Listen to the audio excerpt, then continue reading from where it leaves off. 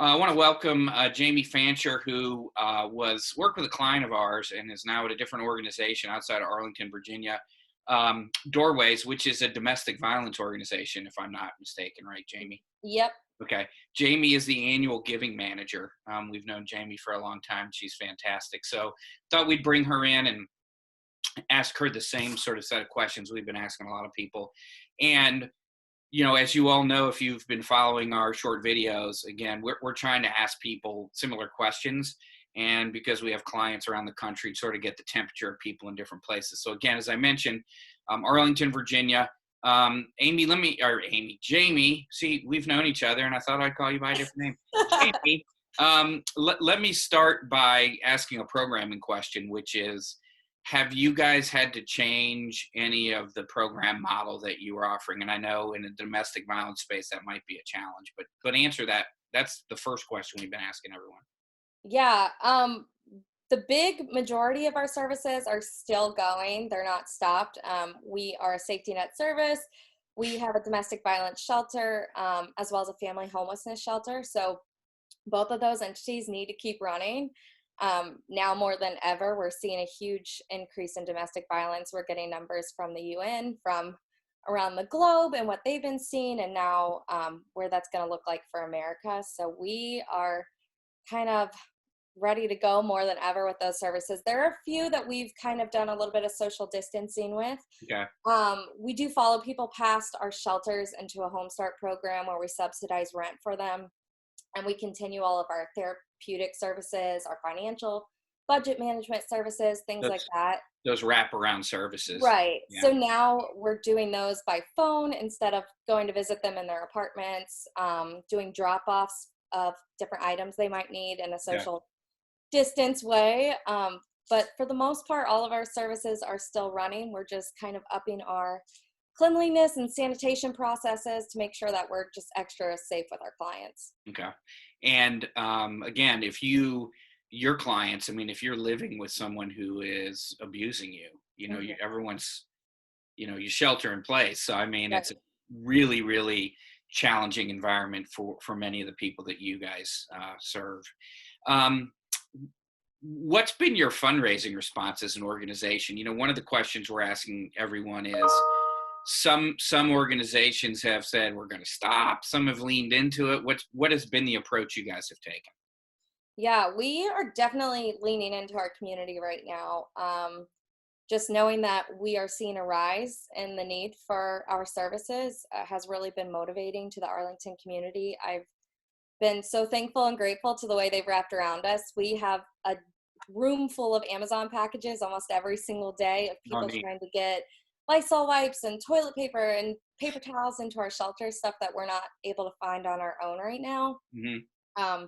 So the community's really wrapped around it. People are seeing the need for it, and they're trying to help in any way that they can with all the other uncertainties. Is that because you guys are heavily, you heavily promoted that need and said, because of the change in the environment, we can't, go out and stock up and supply in the normal way? So they're responding to your organization telling your donors and supporters, this is our situation. Is that a fair statement? Yeah. Transparency has been super key in this moment for us. Making sure that as we're looking on our shelf and saying we're low on paper towels and we can't find any, that we're posting that on Facebook, that we're reaching out to corporate partners, any needs that we might have. We're just trying to be as transparent as we can with the community so that they know where they can help, because they are the ones knocking on our doors asking how they can get involved. Okay. And are you raising more money, less money? What's been your experience thus far? We're definitely raising more. Okay. I wouldn't say it's a huge increase, but the biggest increase we're seeing is lapsed donors coming back, people that might not have given in a year, 2 years, and they're kind of finding that reconnection point that they remember giving. They see the importance now, and they're really wanting to jump in and help. So that's been our biggest increase at the moment. That's interesting. And are you guys doing solicitation and sort of all strategies, online, direct mail, the whole sort of traditional model, or have you gone one direction only with solicitation in terms of how you're soliciting? Yeah, so we aren't doing direct mail at the time. Yeah. Just time factor of making sure that we're getting everything in, and by the time that gets out the door, information is outdated. Okay. So we are mostly doing Facebook has been a huge communication factor. We've upped our monthly newsletter to be a weekly newsletter. So we're really communicating as the donors need to hear more. Wow. And then we're just on the phone every day. I think that's the biggest thing. We're calling to thank almost every single donor that gives. We are jumping on to call anybody we haven't heard from to give updates on what we're doing to keep our clients safe. That's What the biggest thing. what's been their feedback to you? I think everybody's just wanting to do what they can. They're realizing that not everybody has a safe place to quarantine to, and that's really hitting home for so many people as they are in their homes. So, talking to them while they are also in that same situation and hearing what somebody else might be going through. People are interested in helping whatever way they can. Yeah. I mean, you've not heard anything in having those phone conversations that people have said, don't call me. Right. I mean, we've heard from some of our clients that they call donors, and there's an appreciativeness based on the fact that they just have anyone to talk to. They're just glad to have human interaction, right? I mean, so maybe you've been experiencing that as well. Yeah, no, we're not hearing any don't call me's. Yeah. People are, happy to hear from us. I think that they're looking for ways to make some deeper meaning out of the crisis that the whole world is in right now. Yeah. And it's just been a good opportunity for them to do that. We are being extra aware of how people give, though. So we are being really understanding up front in the beginning, saying, I understand that everybody's at a financial uncertain time right now.